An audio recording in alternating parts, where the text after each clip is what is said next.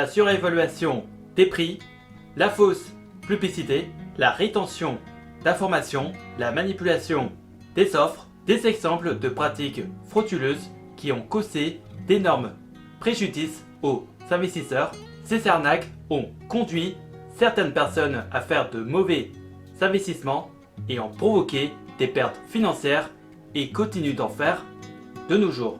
Des acheteurs ont perdu des millions, voire même des milliards d'euros à cause de ces pratiques frauduleuses, car ces personnes ont été bernées par des organismes ou par des agents immobiliers qui ont abusé de leur ignorance. Ces pertes financières ont non seulement un impact sur l'individu, mais aussi sur l'économie dans son ensemble. Dans cette vidéo, nous allons aborder certaines de ces pratiques frauduleuses les plus courantes, avec quelques conseils à appliquer pour éviter de tomber dans ces pièges, de repérer les signaux d'alarme et de protéger également votre portefeuille. Avant toute chose, si tu me découvres, je m'appelle Nicolas et je parle de différents sujets dans le milieu de l'investissement comme la bourse, l'immobilier ou les crypto-monnaies. Maintenant, revenons à notre sujet brûlant de la manipulation du marché immobilier en France et je commence par la première pratique frauduleuse.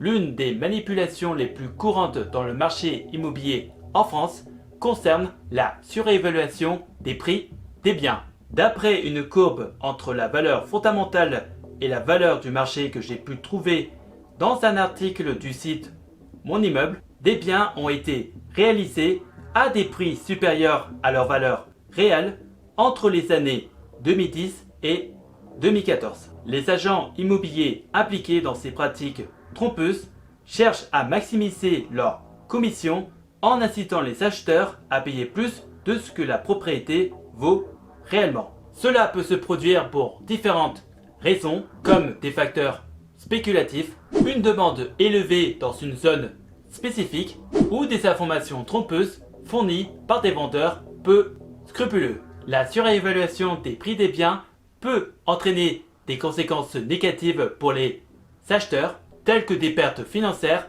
si tel bien immobilier a été revendu à un prix inférieur à celui qui a été payé initialement. Pour éviter de tomber dans cette pratique frauduleuse, il est essentiel de faire vos propres recherches sur la valeur réelle des biens immobiliers. Consultez des experts tels que des évaluateurs immobiliers indépendants afin d'obtenir une estimation impartiale de la valeur réelle d'un bien immobilier. Ne vous fiez pas uniquement des prix affichés par les agents immobiliers, mais faites preuve de prudence et de bon sens lors de vos négociations. Comparez les prix des biens similaires dans la même région et demandez des justifications si le prix proposé est nettement supérieur à la moyenne. Prenez également en compte les caractéristiques spécifiques du bien comme son emplacement ou son état général. N'hésitez pas à négocier le prix en vous basant sur des faits concrets et des comparaisons objectives. Passons à la seconde pratique frauduleuse.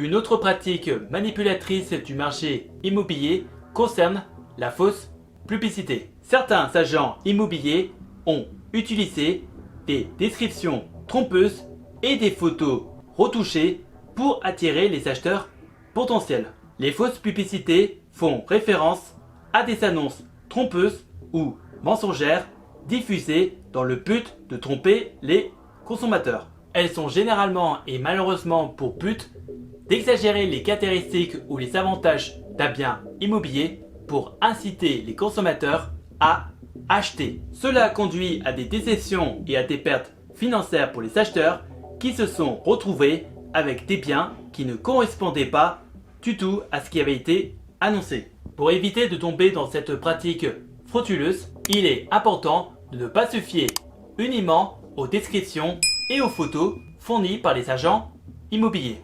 Visitez toujours le bien immobilier en personne et demandez des informations détaillées sur son état. ses caractéristiques et ses éventuels problèmes. N'hésitez pas à demander des preuves ou des documents supplémentaires pour vérifier les informations fournies.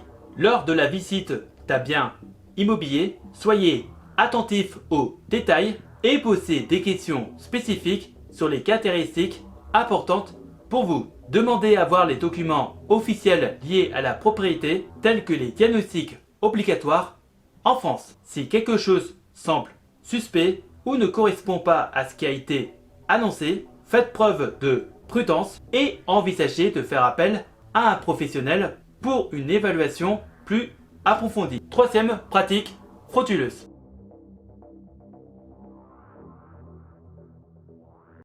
Une situation préoccupante est la rétention d'informations par certains agents immobiliers. Il y a eu des cas où des agents immobiliers ont omis volontairement de divulguer des problèmes structurels afin de conclure une vente rapidement. La rétention d'informations dans un contexte de pratiques frauduleuses immobilières se réfère à la dissimulation délibérée d'informations pertinentes d'un bien immobilier lors d'une transaction. Cela peut inclure la non-divulgation des défauts structurels, des problèmes de plomberie ou d'électricité, de litiges juridiques en cours ou d'autres problèmes qui pourraient affecter la valeur d'un bien immobilier. Les vendeurs ou les agents immobiliers peuvent tromper les acheteurs et les inciter à conclure une transaction passée sur des informations incomplètes ou fausses. Et cela a exposé les acheteurs à des risques financiers importants et a entraîné des litiges coûteux par la suite. Pour éviter de tomber dans cette pratique frauduleuse, il est essentiel de faire réaliser une inspection approfondie d'un bien immobilier avant de conclure à la transaction.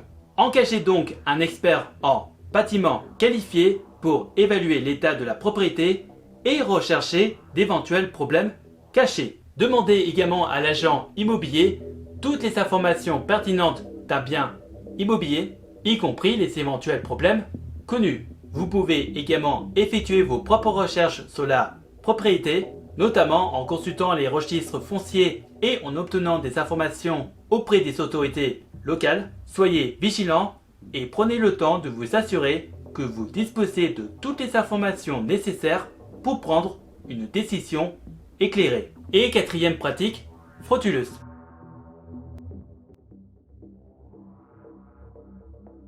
Une autre pratique manipulatrice est la manipulation des offres. Des agents immobiliers ont utilisé des tactiques pour favoriser certaines offres ou dissuader les acheteurs potentiels de faire des offres concurrentielles. La manipulation des offres se réfère à des pratiques frauduleuses où les vendeurs modifient délibérément les termes ou les conditions d'une offre afin de tromper les acheteurs. Cela peut inclure par exemple la modification du prix d'un bien immobilier au moment de son achat ou la modification ou la suppression des garanties ou des services inclus afin d'inciter les acheteurs à acheter un bien immobilier à un prix supérieur à sa valeur réelle. Pour éviter de tomber dans cette pratique frauduleuse, il est important de rester informé sur le marché immobilier et de faire preuve de prudence lors de vos négociations. Ne vous précipitez pas pour faire une offre et prenez le temps de comparer les prix et les conditions de différentes propriétés similaires. Soyez prêts à faire des contre-offres compétitives et soyez attentifs aux signes de manipulation